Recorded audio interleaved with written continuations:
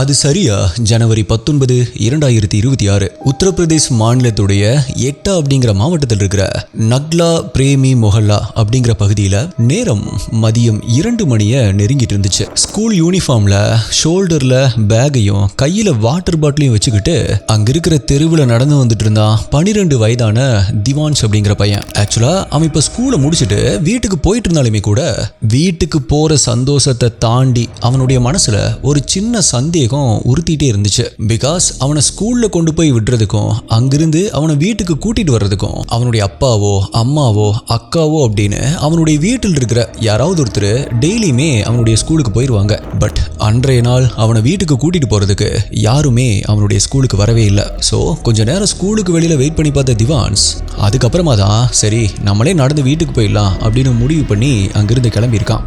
ஆனாலுமே கூட வீட்டில இருந்து நம்மளை கூப்பிட வராததுக்கு என்ன காரணம் இருக்கும் அப்படிங்கிற சிந்தனை அவனுடைய மனசை உறுத்திட்டே தான் இருந்துச்சு. இப்ப வீட்டுக்கு வந்த திவான்ஸ் வாசல்ல தன்னுடைய ஷூவை கழட்டி விட்டுட்டு அம்மா நான் வந்துட்டேன் அப்படின்னு சந்தோஷமா சொல்லிட்டே வீட்டுக்குள்ள போறான். பட் வீட்டுக்குள்ள இருந்து எந்த ஒரு பதிலுமே வராம வீடே அமைதியா இருந்திருக்கு. ஸோ ஏன் இப்படி வீடு அமைதியா இருக்கு அப்படின்னு திங்க் பண்ண ஆரம்பிச்ச அவனுக்கு அங்க கிரவுண்ட் ஃப்ளோர்ல இருந்த பெட்ரூம்ல அவனுடைய தாத்தா தூங்கிட்டு இருக்கிற காட்சி தெரிய ஆரம்பிக்குது. ஸோ தாத்தாவை எழுப்பி டிஸ்டர்ப் பண்ண வேண்டாம் அப்படின்னு நினைச்ச திவான்ஸ் அம்மா அக்கா பாட்டி அப்படின்னு எல்லாருமே மாடியில தான் இருப்பாங்க அப்படின்னு நினைச்சிட்டு மாடி படியில ஏற ஆரம்பிக்கிறான். அப்படி மாடி படியில ஏறும் பொழுதுமே தன்னுடைய அம்மாவை கூப்பிட்டே தான் மேலே ஏறி இருக்கான். பட் அப்பவுமே அவனுக்கு அமைதி மட்டும்தான் பதிலா கிடைச்சிருக்கு.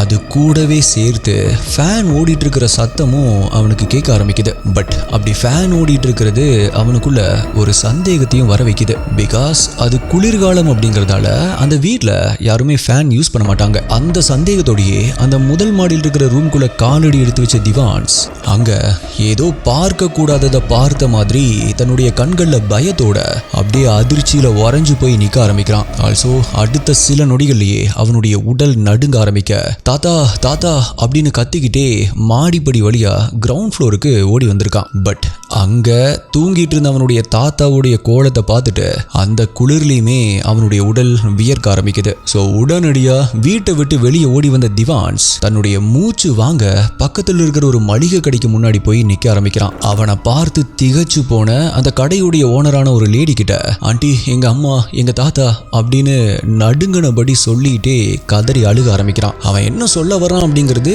அந்த லேடிக்கு சரியா புரியல அப்படின்னாலும் கண்டிப்பா ஏதோ தப்பா நடந்திருக்கு அப்படிங்கிறது மட்டும் அவங்களுக்கு புரிய ஆரம்பிக்குது. ஸோ அவனுடைய கையை பிடிச்சு கூட்டிட்டு அவங்களுமே அந்த வீட்டை நோக்கி போக ஆரம்பிக்கிறாங்க. கிரவுண்ட் ஃப்ளோர்ல திவான்ஸுடைய தாத்தாவான 75 வயதான கங்கா சிங் தலையில ரொம்பவே கொடூரமான காயத்தோட இறந்து கிடக்க அவருடைய தலையிலிருந்து வந்த ரத்தம் அவர் கிடந்த அந்த பெட்டுடைய நிறத்தையே கருஞ்சிவப்பா மாத்தி இருந்துச்சு. மேலும் அவருடைய கைகள்லயுமே கூட சில காயங்களும் இருந்துச்சு. இத பார்த்து மிரண்டு போய் நின்றுட்டு இருந்த அந்த லேடி கிட்ட திவான்ஸ் வாங்க ஆண்டி மாடியில வந்து பாருங்க அப்படின்னு சொல்லி அவங்கள மாடிக்கு கூட்டிட்டு போறான். அப்படி மாடியில அங்கிருந்த பெட்ல திவான்ஸுடைய அம்மாவான 42 வயதான ரத்னா தேவியும் அதே மாதிரி தலையில ஏற்பட்ட ரத்த காயத்தோட இறந்து கிடக்குறாங்க. மேலும் அங்க தரையில திவான்ஸுடைய அக்காவான 23 வயதான ஜோதியும் கழுத்து மற்றும் தலைப்பகுதியில ரத்த காயங்களோட இறந்து கிடக்குறாங்க. அது மட்டும் இல்ல பக்கத்திலேயே அதே மாதிரியான ரத்த காயங்களோடு இருந்த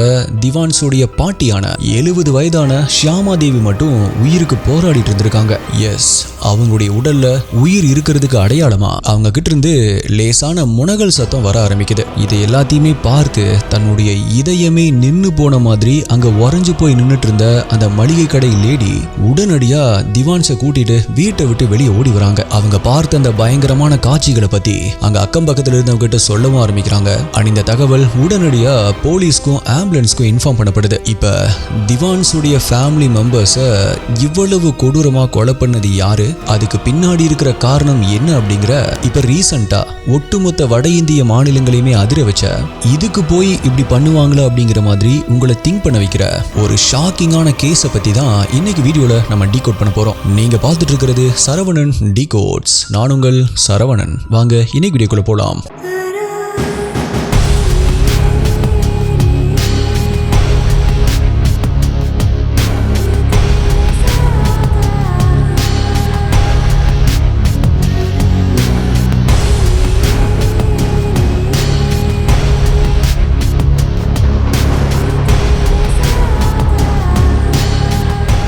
இந்த வீடியோல நான் சொல்ற யூடியூப்ல காமிக்க முடியாத crime scene images, crime scene videos எல்லாமே நம்மளுடைய அஃபீஷியல் டெலிகிராம் குரூப்ல தான் அப்டேட் பண்ணுவோம். யூடியூப்ல கரெக்டா நோட்டிபிகேஷன் கிடைக்காதவங்களுக்கும் அங்க இன்ஸ்டன்டா அப்டேட் கிடைச்சிடும். டெலிகிராம் யூஸ் பண்ணாதவங்களுக்கு வாட்ஸ்அப்ல நம்மளுடைய சேனல் இருக்கு, அங்கேயுமே உங்களுக்கு இன்ஸ்டன்ட் அப்டேட்ஸ் கிடைச்சிடும். நம்மளுடைய அஃபீஷியல் வாட்ஸ்அப் மற்றும் டெலிகிராம் சேனலுடைய லிங்க் டிஸ்கிரிப்ஷன் பின்ட் கமெண்ட்ல கொடுத்திருக்கேன், செக் பண்ணி பாருங்க.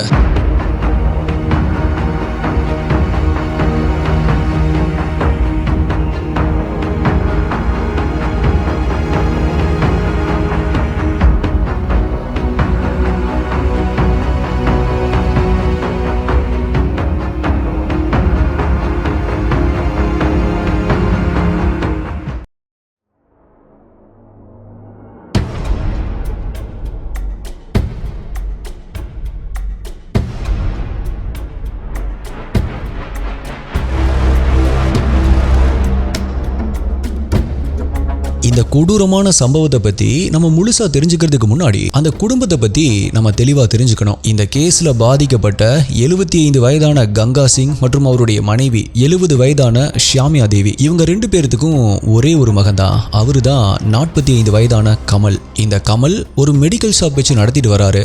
கமலுடைய மனைவி 42 வயதான ரத்னா தேவி, இவங்களுக்கு 26 வயதான லட்சுமி மற்றும் 23 வயதான ஜோதி அப்படின்னு 2 மகள்களும் இருக்காங்க.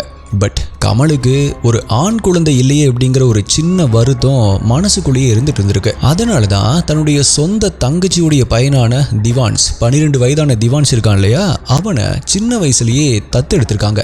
அப்படி தத்தெடுத்து இவங்களுடைய மகனாகவே வளர்த்துட்டு வந்திருக்காரு. ஸோ மொத்தம் 7 பேர் ரொம்பவே சந்தோஷமா ஒரு மிடில் கிளாஸ் ஃபேமிலியா தான் அந்த பகுதியில் வாழ்ந்துட்டு வந்திருக்காங்க. அதுலேயுமே குறிப்பா சின்ன மகள் 23 வயதான ஜோதிக்கு இன்னும் 2 வாரத்துல கல்யாணம் நடக்க இருந்துச்சு.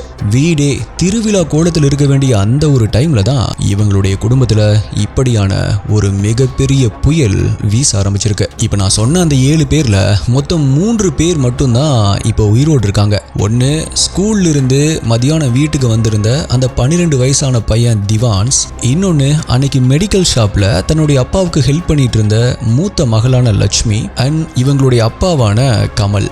இவங்களை தவிர மற்ற 4 பேரும் அன்னைக்கு மத்தியானம் 2 மணிக்குள்ள சடலமா மாறினது தான் இந்த கேஸுடைய மிகப்பெரிய அதிர்ச்சி. ஸோ இப்போ விஷயம் தெரிஞ்சு கிரைம் சீனுக்கு வந்த போலீஸ் விசாரணையை தொடங்க ஆரம்பிக்கிறாங்க.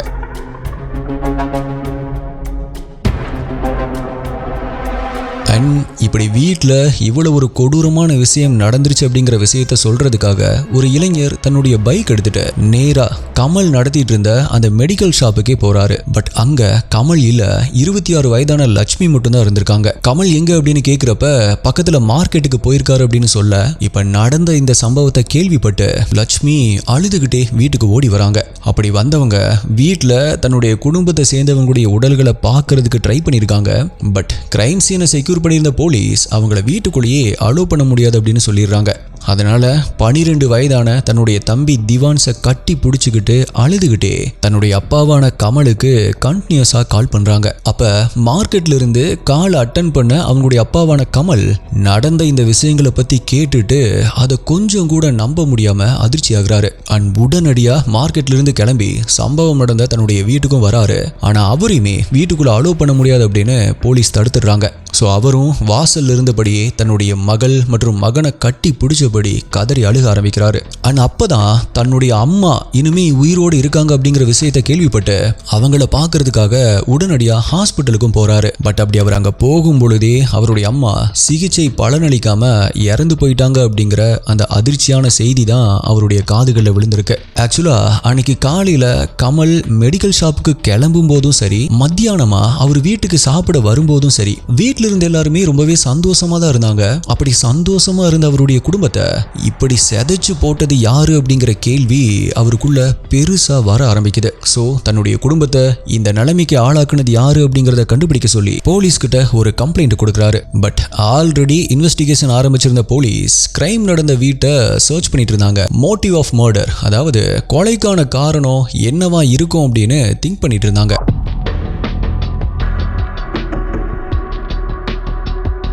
முதல்ல இந்த கொலைகள் எல்லாமே ராபரிக்காக நடந்திருக்குமோ அப்படிங்கிற சந்தேகம் தான் அவங்களுக்கு வந்திருக்கு. ஆனா வீட்டில் சர்ச் பண்ணி பார்க்கும் பொழுது வீட்டில் இருந்த பணம் மட்டும் இல்லாம இறந்து போன விக்டிம்ஸ் போட்டிருந்த சின்ன சின்ன நகைகளுமே கூட அப்படியே தான் இருந்திருக்கு. அது மட்டும் இல்ல, இது செக்ஸுவல் அசால்ட்டுக்காக பண்ணப்பட்ட கொலைகளா இருக்குமோ அப்படின்னு பார்த்தாலுமே கூட அட்டாப்சி ரிப்போர்ட்ல அந்த மாதிரி எதுவுமே நடக்கல அப்படிங்கிறதும் கன்ஃபார்ம் பண்ணப்படுது. ஆனா இன்ட்ரோல சொன்ன மாதிரி திவான்ஸ் ஸ்கூலை விட்டு வீட்டுக்கு வரும்பொழுது வீட்டுடைய மெயின் டோர் திறந்தே தான் இருந்திருக்கு அப்படிங்கிறதையும், வீட்டுக்குள்ள எந்த ஒரு ஃபோர்ஸ்டு என்ட்ரியுமே இல்லை அப்படிங்கிறத வச்சு பார்க்கும்போது மேபி இந்த குடும்பத்துக்கு தெரிஞ்ச யாரோ தான் வீட்டுக்குள்ள வந்து இந்த கொடூர கொலைகளை பண்ணியிருக்கணும் அப்படின்னு போலீஸ்க்கு ஒரு சந்தேகம் வர ஆரம்பிக்குது. ஸோ போலீஸ் புதுசா யாராவது அந்த வீட்டுக்குள்ள வந்தாங்களா, அதை நீங்க பார்த்தீங்களா அப்படின்னு அங்கிருந்த நெய்பர்ஸ் கிட்ட கேட்க ஆரம்பிக்கிறாங்க. பட் அவங்க எல்லாருமே அப்படி யாரையுமே நாங்க பார்க்கல அப்படிங்கிற பதில தான் கொடுத்திருக்காங்க. மேலும் இப்ப இந்த குடும்பத்துல உயிரோடு இருக்கிற 12 வயதான திவாஷ், அவனுடைய அப்பா மற்றும் அக்கா, ஆல்சோ ரிலேட்டிவ்ஸ், இவங்க கிட்ட விசாரிக்கும் போது இந்த கேஸ்ல சில பேர் மேல போலீஸ்க்கு சந்தேகம் வர ஆரம்பிக்குது. அதுல முதல் நபர்களா இருந்தது இறந்து போன 23 வயதான ஜோதிய இன்னும் 2 வாரத்துல கல்யாணம் பண்ணிக்கிற இந்த மாப்பிள்ளை மற்றும் மாப்பிள்ளை வீட்டுக்காரங்க மேலதான்.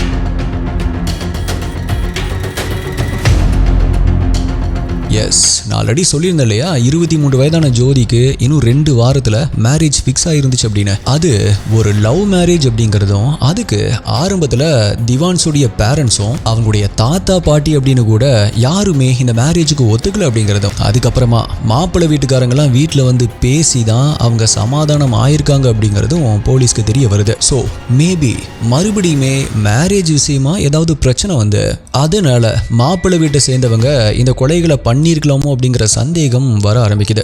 பட் கொலை நடந்த அன்றைய நாள்ல மாப்பிள்ளை வீட்டை சேர்ந்தவங்க வேற வேற இடங்கள்ல இருந்ததற்கான அளவை இருந்திருக்கு. ஸோ சஸ்பெக்ட் லிஸ்ட்ல இருந்து அவங்கள ரிமூவ் பண்ண போலீஸ்க்கு அடுத்ததா இன்னொரு நபர் மேல சந்தேகம் வர ஆரம்பிக்குது. இன்ட்ரோல நம்ம பார்த்த 12 வயதான திவான்ஸ் இருக்கான் இல்லையா, ஸ்கூல் போயிட்டு வரும் பொழுது அவன் தான முதல்ல இந்த கிரைம் சீனை பார்த்தான். அவனுடைய ஒரிஜினல் பேரண்ட்ஸ் மேல போலீஸுடைய சந்தேகம் திரும்ப ஆரம்பிக்குது. திவான்ஸுடைய ஒரிஜினல் பேரண்ட்ஸ் இப்ப இறந்து போன ரத்னா தேவியும் அவங்களுடைய ஹஸ்பண்டான கமலும் கிடையாது. ஆக்சுவலா கமலுக்கு ஆண் குழந்தை இல்லை அப்படிங்கிறதால அவருடைய தங்கச்சியுடைய ஒரு ஆண் குழந்தைய அவர் அடாப்ட் பண்ணி வளர்த்துட்டு வந்திருக்காரு அப்படிங்கிற விஷயம் போலீஸ்க்கு தெரிய ஆரம்பிக்குது. ஸோ அவங்க இந்த கொலையை பண்ணியிருப்பாங்களோ அப்படின்னு போலீஸ் திங்க் பண்ண ஆரம்பிக்கிறாங்க.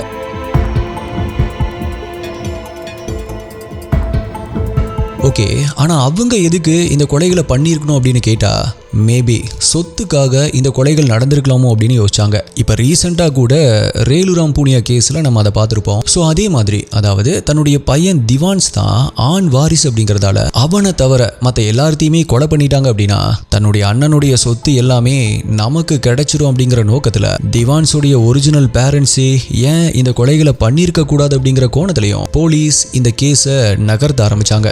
பட் கொலை நடந்த அன்றைய நாள்ல திவான்ஸுடைய ஒரிஜினல் பேரண்ட்ஸுமே வேற இடங்கள்ல தான் இருந்திருக்காங்க அப்படிங்கிற அளவையை வச்சிருந்திருக்காங்க. போலீஸ் அதை கிராஸ் செக்கும் பண்ணியிருந்தாங்க. ஸோ இப்போ அவங்களையுமே சஸ்பெக்ட் லிஸ்ட்ல இருந்து ரிமூவ் பண்றாங்க. ஸோ அடுத்ததா கொலை செய்யப்பட்ட இவங்களுக்கு வேற ஏதாவது எதிரிகள் இருக்காங்களா அப்படின்னு விசாரிச்சு பார்க்கும்போது அவங்களுடைய வீட்டுக்கு பக்கத்துல ஒரு லேண்ட் விஷயமா ஒரு பிரச்சனை இருந்திருக்கு. அவங்க இப்படி ஏதாவது பண்ணியிருப்பாங்களா அப்படின்னு விசாரிச்சு பார்க்கும் பொழுதும் அவங்களுக்கும் இதில் எந்த ஒரு தொடர்புமே இல்லை அப்படின்னு தெரிய வருது. ஆக்சுவலாக நான் ஆல்ரெடி மென்ஷன் பண்ண மாதிரி விக்டிம்ஸ்க்கு நல்லா தெரிஞ்ச யாரோ தான் அந்த வீட்டுக்குள்ளே வந்திருக்கணும் அப்படிங்கிறதால தான் போலீஸ் இந்த எல்லா கோணத்துலையுமே கேஸை கொண்டு போயிருந்தாங்க. ஆனால் அவங்க கொஞ்சம் கூட எதிர்பார்க்காத ஒரு நபர் தான் இந்த கொலைகளை எல்லாம் பண்ணியிருக்காரு அப்படிங்கிறது போலீஸுடைய 3வது கண் அப்படின்னு சொல்லுவாங்களே, அதான் எஸ்டிஏ சிசிடிவி கேமரா, அதன் மூலமாக அவங்களுக்கு தெரிய ஆரம்பிக்குது.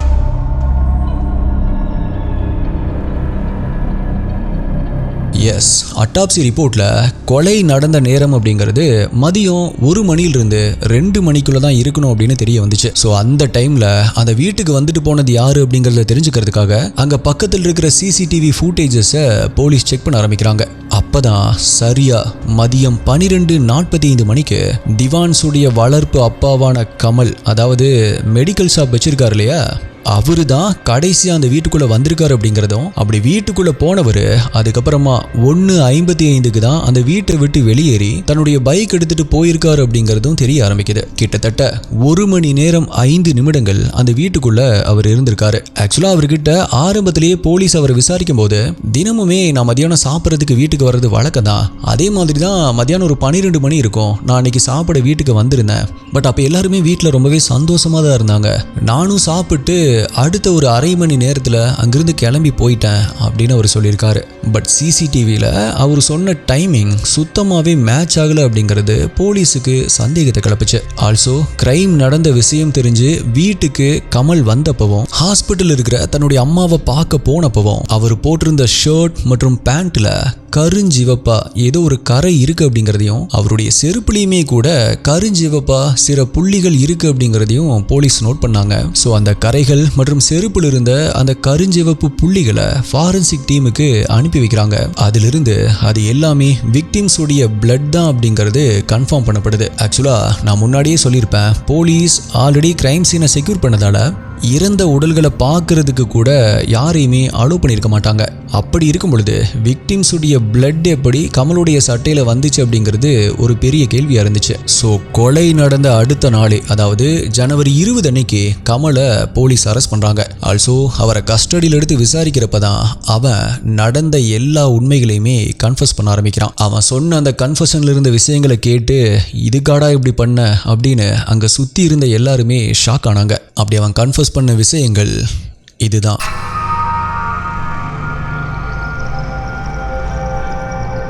நான் ஆல்ரெடி மென்ஷன் பண்ண மாதிரி 7 பேர் இருந்த கமலுடைய வீட்டில் வருமானம் அப்படிங்கிறது கமல் நடத்திட்டு இருந்த மெடிக்கல் ஷாப்பை மட்டும்தான் நம்பி இருந்திருக்கு. சாப்பாடு, ட்ரெஸ்ஸு, படிப்பு மட்டும் இல்லாமல் மருத்துவ செலவுகளுக்குமே கூட கமலுடைய வருமானத்தை நம்பி தான் அவங்களுடைய ஃபேமிலியே இருந்திருக்கு. அப்படிதான் அவனுடைய இளைய மகளுடைய திருமண செலவுக்குமே கூட அவனுடைய குடும்பம் இவனை மட்டும்தான் நம்பி இருந்திருக்கு. இதில் என்ன ப்ரோ, அப்பா தானே எல்லாமே பண்ணணும் அப்படின்னு கேட்டிங்கன்னா கண்டிப்பாக அவரு தான் எல்லாமே பண்ணி ஆகணும். அப்படி திருமண செலவுக்கு கிட்டத்தட்ட 4 லட்சம் ரூபாய் தேவைப்பட்ட சிச்சுவேஷன்ல அவனால 3 லட்சம் ரூபாயை மட்டும்தான் ரெடி பண்ண முடிஞ்சிருக்கு. மிச்சம் இருக்கிற 1 லட்சம் ரூபாயை எப்படி ரெடி பண்றது அப்படின்னு அவன் திங்க் பண்ணிட்டு இருந்தப்பதான் சில மாதங்களுக்கு முன்னாடி ஒரு 35,000 ரூபாயை தனக்கு தெரிஞ்ச ஒரு நபர்கிட்ட கொடுத்து அதை வெளியில வட்டிக்கு விட சொல்லியிருக்கான். ஸோ அந்த 35,000 ரூபாய் தனக்கு இப்போ கிடைச்சது அப்படின்னா ஹெல்ப்பா இருக்கும் அப்படின்னு திங்க் பண்றான்.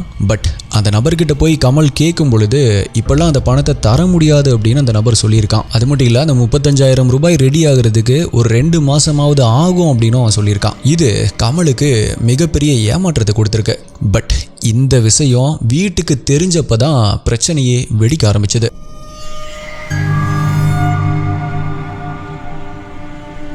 கமலுடைய மனைவியான ரத்னாதேவி ஏற்கனவே அந்த ஃபினான்ஸ்காரனை நம்ப வேண்டாம் அப்படின்னு பல முறை எச்சரிச்சிருக்காங்க. இப்ப கல்யாண நேரத்துல 1 லட்சம் ரூபாய் பத்தல அப்படிங்கிறப்ப அந்த ஆத்திரம் மொத்தமுமா கமல் மேல திரும்ப ஆரம்பிக்குது. ஜனவரி 19 மதிய நேரத்துல அந்த வீடு ஒரு போர்க்களமா மாறுது. எப்பவும் போல மெடிக்கல் ஷாப்ல இருந்து கமல் சாப்பிட்றதுக்காக தன்னுடைய வீட்டுக்கு வந்திருக்கான். பட் அங்க அவனுக்கு சாப்பாட்டுக்கு பதிலா வசவுகளும் கேள்விகளும் தான் காத்திருந்துச்சு. நான் அப்பவே சொன்னேன்ல, இப்ப பாரு காசு இல்லாம நம்ம தான் தவிச்சிட்டு இருக்கோம் அப்படின்னு ரத்னாதேவி கத்த ஆரம்பிக்க, ஏற்கனவே பண நெருக்கடியில பினான்சியல் பிரஷர்ல இருந்த கமலுக்கு அந்த நொடி கோபம் தலைக்கு ஏற ஆரம்பிக்குது. ஆத்திரத்துல செந்தேல் மாதிரி துடிச்ச கமல் ரத்னாதேவியை பிடிச்சு அடிச்சு உதைக்க ஆரம்பிக்கிறான். ஒரு கட்டத்துல வெறி ஏறி போய் அவங்களுடைய கழுத்தையும் நெரிக்க ஆரம்பிச்சிருக்கான். இதை பார்த்துட்டு கிச்சன்ல இருந்த சின்ன மகளான ஜோதி பதறி போய் ஓடி வந்திருக்காங்க. கூடவே அவருடைய 70 வயதான அம்மாவும் கமலை தடுக்கிறதுக்கு முயற்சி பண்ணிருக்காங்க. அந்த இடத்துல ஒரு பெரிய தள்ளு முள்ளு நடக்க ஆரம்பிக்குது. அந்த மோதல்ல நிலை தடுமாறி கமல் செவுத்துல போய் பலமா மோதி கீழே விழுந்திருக்கான். தான் தடுமாறி விழுந்தத அவமானமா நினைச்ச கமல் பக்கத்து கன்ஸ்ட்ரக்ஷன்ல வேலைக்காக வைக்கப்பட்டிருந்த ஒரு செங்கல்லை எடுத்துட்டு வீட்டுக்குள்ள வந்திருக்கான். அடுத்த சில நொடிகள்ல அந்த வீடே ரத்த காடா மாறி இருக்கு. தன்னுடைய மனைவி, தன்னை பெத்த தாய் மற்றும் தன்னுடைய ரத்தமான மகள் அப்படிங்கிற எந்த ஒரு பாசமுமே அந்த நேரத்தில் அவங்ககிட்ட இல்ல. கையில இருந்த செங்கலை வச்சு 3 பேருடைய தலையிலையுமே சரமாரியா அடிக்க ஆரம்பிக்கிறான்.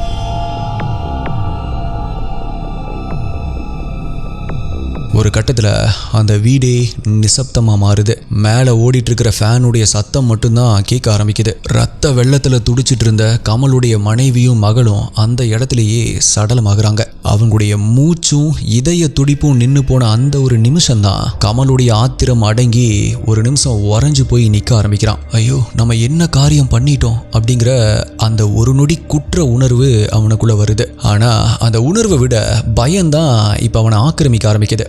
மயக்க நிலையில கிடந்த தன்னுடைய அம்மாவும் இறந்துட்டாங்க அப்படின்னு முடிவு பண்ண கமல் இப்ப இன்னொரு கொடூரமான முடிவு எடுக்கிறான். இந்த கொலைகளுக்கு சாட்சியே இருக்கக்கூடாது. ஒருவேளை யாராவது தப்பிச்சிட்டாலோ இல்ல நம்ம இங்க வந்ததை யாராவது பார்த்துட்டாங்க அப்படின்னாலோ நம்மளுடைய வாழ்க்கையே முடிஞ்சிரும் அப்படின்னு நினைச்ச அவன் கையில அதே ரத்தம் படிஞ்ச செங்கல்லோட மாடியிலிருந்து தடுமாறி கிரவுண்ட் ஃப்ளோருக்கு வரான். அங்க பெட்ரூம்ல இந்த எந்த ஒரு விவரமுமே தெரியாம அமைதியா தூங்கிட்டு இருந்திருக்காரு இவனுடைய 75 வயதான அப்பா கங்கா சிங். கமல் இப்ப முழுசா ஒரு சைக்கோ கில்லரா மாறி இருந்தான். அங்க தூங்கிட்டு இருக்கிறது தன்னை பெத்த அப்பா அப்படின்னு கூட பார்க்காம கையில் இருந்த செங்கலை வச்சு அவருடைய தலையிலேயே பலமா அடிக்க ஆரம்பிச்சிருக்கான். அந்த வழியில துடிச்சு போய் எந்திரிக்கிறதுக்கு முயற்சி பண்ண அந்த பெரியவர் தன்னுடைய கைகளால தடுக்க பார்த்திருக்காரு. பட் ஆத்திரத்தில் இருந்த கமல் செங்கல்லால அவருடைய கைகள்லையும் மண்டையிலையும் பலமா அடிக்க ஆரம்பிச்சிருக்கான். அடுத்த சில வினாடிகள் கங்கா சிங்கும் அந்த பெட்லேயே ரத்த வெள்ளத்துல உயிர் விட்டுருக்காரு. ஆனா பின்னாட்கள போலீஸ் என்ன சொல்லியிருக்காங்க அப்படின்னா கொலை செய்யறதுக்கு அவன் செங்கல்லை மட்டும் யூஸ் பண்ணல, கூடவே ஒரு கூர்மையான ஆப்ஜெக்டையும் அவன் யூஸ் பண்ணியிருக்கான் அப்படின்னு சொல்லியிருக்காங்க. கிட்டத்தட்ட 4 பேரை அடுக்கடுக்கா கொலை பண்ணிட்டு இப்ப எதுவுமே தெரியாத மாதிரி அங்கிருந்து தப்பிக்கிறதுக்காக பிளான் பண்றான். உடனடியா பாத்ரூமுக்கு போய் தன்னுடைய ஷர்ட்லயும் பேண்ட்லயும் தெரிச்சிருந்த அந்த ரத்த கரைகளை அவசரமா வாஷ் பண்ணியிருக்கான். மேலும் வெளியில யாருமே கவனிக்காத மாதிரி சைலண்டா தன்னுடைய பைக் எடுத்துட்டு நேரா மார்க்கெட்டுக்கு போயிருக்கான். அங்க போய் ஒண்ணுமே நடக்காத மாதிரி எல்லார் கூடயுமே நார்மலா பேச ஆரம்பிச்சிருக்கான். பட் கமல் ஒரு விஷயத்தை மறந்துட்டான். அவன் தன்னுடைய துணியில் இருந்த ரத்தத்தை தண்ணி ஊத்தி அலசி இருக்கலாம். பட் அவனுடைய கண்ணுக்கு தெரியாம சில சின்ன ரத்த புள்ளிகள் அப்பவுமே அவனுடைய துணியில ஒட்டி இருந்துச்சு. அதை விட முக்கியமா அந்த ஏரியால இருந்த 3வது கண்ணான அந்த சிசிடிவி கேமரா அவன் அந்த வீட்டில இருந்து சரியா 1:55 மணிக்கு கிளம்பி போயிருக்கான் அப்படிங்கறத தெள்ள தெளிவா போலீஸ் கிட்ட காட்டுச்சு.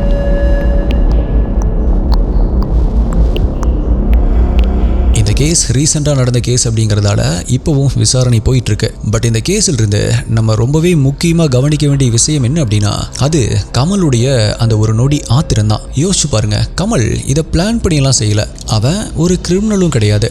தன்னுடைய பொண்ணுடைய கல்யாணத்துக்காக ஓடி உழைச்ச ஒரு சாதாரணமான தகப்பன் தான். ஆனா அந்த ஒரு நொடி தன்னுடைய ஈகோ காயப்பட்டப்ப அந்த ஆத்திரம் அவனுடைய கண்ணை மறைச்சப்ப அவனுக்கு முன்னாடி நின்னது தன்னை பெத்த அம்மா அப்படின்னோ பெத்த மகள் அப்படின்னோ அவனுக்கு தெரியல. ஒரு நிமிஷம் அவன் நிதானமா யோசிச்சிருந்தான் அப்படின்னா இன்னைக்கு அவன் தன்னுடைய பொண்ணுக்கு கல்யாணம் பண்ணி வச்சுட்டு பேர பசங்களோட சந்தோஷமா இருந்திருப்பான். பட் இப்ப மொத்த குடும்பத்தையும் இழந்து தானும் ஒரு கொலையாளியா மாறி கம்பி பின்னாடி நின்றுட்டு இருக்கான். எஸ்டிஐ கோபம் அப்படிங்கிறது ஒரு நிமிஷத்துல வர்ற புயல் மாதிரி. அந்த ஒரு நிமிஷம் நம்ம எடுக்கிற தப்பான முடிவு அடுத்த பல வருஷ வாழ்க்கையே தலைகீழா மாத்திரும். ஆத்திரக்காரனுக்கு புத்தி மட்டும் அப்படின்னு சும்மா சொல்லல. நம்மளுடைய கோபம் மற்றவங்களை காயப்படுத்துறதுக்கு முன்னாடி முதல்ல நம்மளை தான் அடிக்கும். ஸோ வீட்டில் எவ்வளவு பெரிய சண்டை வந்தாலும் சரி, மனஸ்தாபம் வந்தாலும் சரி, அதை வார்த்தைகளோட நிறுத்திக்கோங்க. கோபத்துல ஒரு அடி அடிக்கிறதுக்கு முன்னாடி அந்த ஒரு நொடி அங்கிருந்து விலகி போயிருங்க.